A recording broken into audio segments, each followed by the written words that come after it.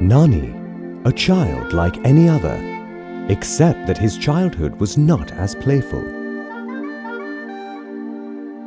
When other children his age went to school, young Nani was herding animals and doing odd jobs to shoulder the responsibilities of the family. He considered his mother his teacher. Her advice that people who wake up early and get going with their job will go far in life had a deep impact on him. Every morning, he would accompany his mother, who dutifully cleaned and offered flowers to a statue at a nearby college campus in their town, Bhimavaram. While the desire to study was there, attending a school was beyond Nani's financial means. For the principal of the college, morning walks on the college campus was a daily routine, and one day, upon seeing the principal, Nani, with folded hands, bowed and greeted him in a clear and confident voice. The principal was touched, and from then on, the principal's morning walk and the young Nani waiting for him became a regular activity. Every day, as the principal spoke on various issues, young Nani absorbed his words with great intent. Nani's family stayed in a thatched house abutting the college campus, and the reason? Nani's father had lost his land and other assets. Realizing that his relatives had cheated him, that's when the young mother returned to her native town, Bhimavaram, with her little children. But his father stayed in another village in the hope of recovering the lost land. One day, Nani came home to find something heart-wrenching. With no food to feed the children and without her husband by her side, Nani's mother was dejected and helpless.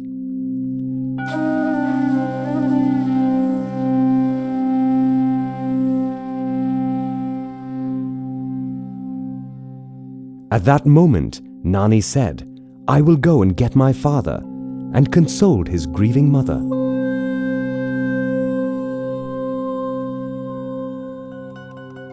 With no land to till, what would Nani's father do upon return? This thought bothered Nani. The next day, Nani requested the principal to provide any job for his father. Understanding the tough times Nani's family was going through, the principal agreed to provide a job. Nani's joy knew no bounds. He ran to break the good news to his mother, and then he set off on the journey to get his father. At the ticket counter, his dreams crashed when he was told that he was short by 8 annas for the fare. Luckily, a good Samaritan overheard the conversation and then lent him the money. Nani had the ticket. Nani pitied himself for not even having enough money to buy a ticket.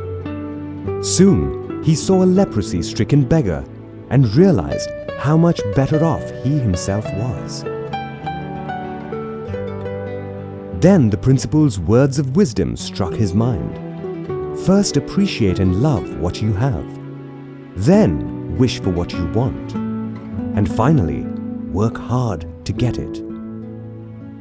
Recollecting these words of wisdom further strengthened his decision to get his father.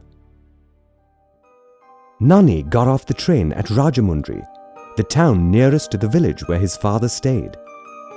He had no clue how far the village was.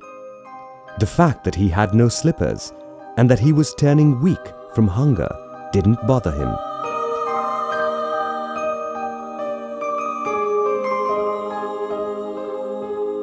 Neither did the long distance nor the fear of walking through the night. Nani's thoughts were never focused on the difficulties of the journey, but on reaching his destination. With sheer willpower, he walked 40 kilometers barefoot and reached his father's home.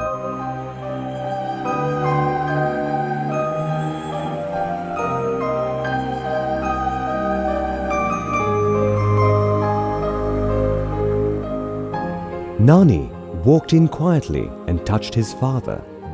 A surge of emotions pulsed through their hands, and his father's lips quivered with the feelings of sorrow and happiness. Nani was completely exhausted. His legs were aching and his feet were cut and bleeding. More than the arduous journey, Nani found it difficult to convince his father to return. He agreed to eat only if his father was willing to return. "Father, do not think about your failure. The principal of the college near our house says, there is always a second chance for everything in life." Nani's father found inspiration in his son's words and agreed to return.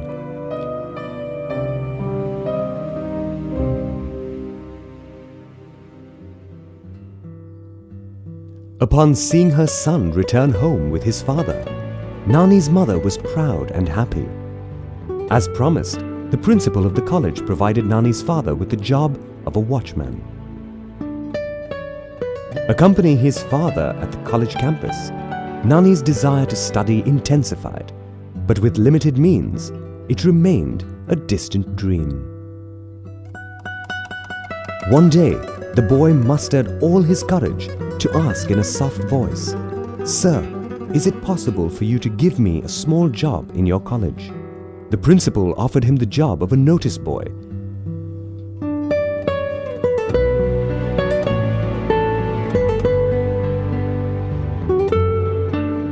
Nani grew, and so did his desire to study. Noticing Nani's commitment and interest, the principal encouraged him to apply for the matriculation exam. In his preparation for the metric exams, Nani met a tutor named Sri Hari Purushottam, liked the fact that Nani worked during the day and still found time to devote to his studies at night. Nani cleared the metric exam. Later, he was promoted to the post of clerk. One should never quit learning. The principal's wise words were imprinted in Nani's mind. He devoted all his sincerity and dedication to work and won everyone's appreciation. Soon he got married to Lakshmi. Around the same time, the principal retired, and without his guru, he felt incomplete and no longer liked working at the college. That's when he planned to move to Hyderabad and was in touch with Hari Purushottam Rao. He stayed at Hari Purushottam Rao's house and continued to search for a job. Soon he had 2 job offers, one as a typist in a government office and another as a school teacher. What to do? Take up the high-paying government job or the teaching job? This was his dilemma. But Guru Sri Hari Purushottam analyzed it in a different way. Teaching is a noble and respectable profession. There, you will have the chance to mold yourself and make an impact. Going by Guru Purushottam's advice, Nani chose a career in teaching. As someone who had no opportunity to attend school himself, Nani was now a teacher helping students learn. He earned the name M.N.Raju Master. His decision to be a teacher proved to be the turning point in his life. Upon the advice of Tilak, the school's headmaster, he learned English in just 40 days. But it didn't stop there. He prepared hard and secured BA, B.Ed and MA degrees. Rendering service for 18 years, he turned into the most loved, admired and respected teacher at the school. But after the retirement of the headmaster, Tilak, the environment at the school changed. Frequent strikes by teachers were a regular affair. In the tussle between the management and teachers, the future of the students were at stake. M.N.Raju opposed this, and for his point of view, even invited the wrath of his fellow teachers. Why not start a school myself, he thought. He consulted Tilak on the matter and had his encouragement and best wishes. Without much delay, he rented a small building, got the name board ready, and by the dawn of the 15th of August 1974, a new school emerged. Tilak congratulated M.N.Raju for setting upon a new journey. With the help of his wife Lakshmi, who shared his passion for teaching and responsibilities, M.N.Raju put the school on the path of progress. While there were some initial setbacks, M.N.Raju believed in his principles and continued to set up more schools in Hyderabad and create new benchmarks in education. Over a short period of time amidst intense competition, M.N.Raju secured approvals to set up a medical college. Over the years, there were more schools, junior colleges, degree colleges and engineering colleges. With 41 institutions, 42,000 students and 1,800 teaching faculty, M.N.R. Educational Trust is today a testimony to M.N.Raju's success.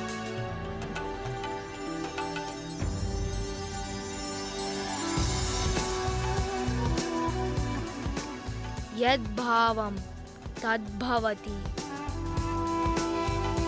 Now I would like to invite our Honorable Chairman Mr. M.N.Raju Garu to come on to the dais and speak a few words about our students.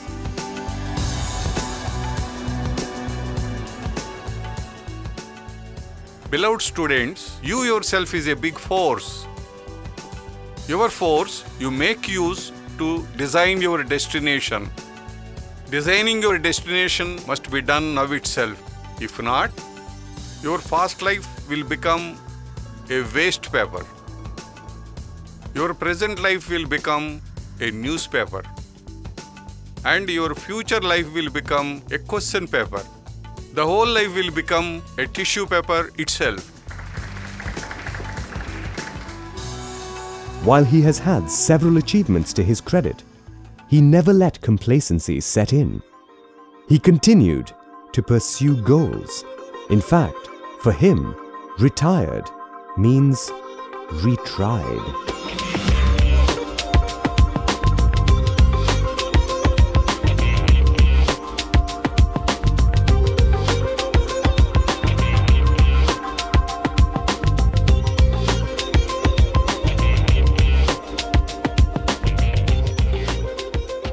Envisioning new plans and surging ahead with enthusiasm, septuagenarian Mantena M.N.Raju is a reflection of the curious and enterprising Nani.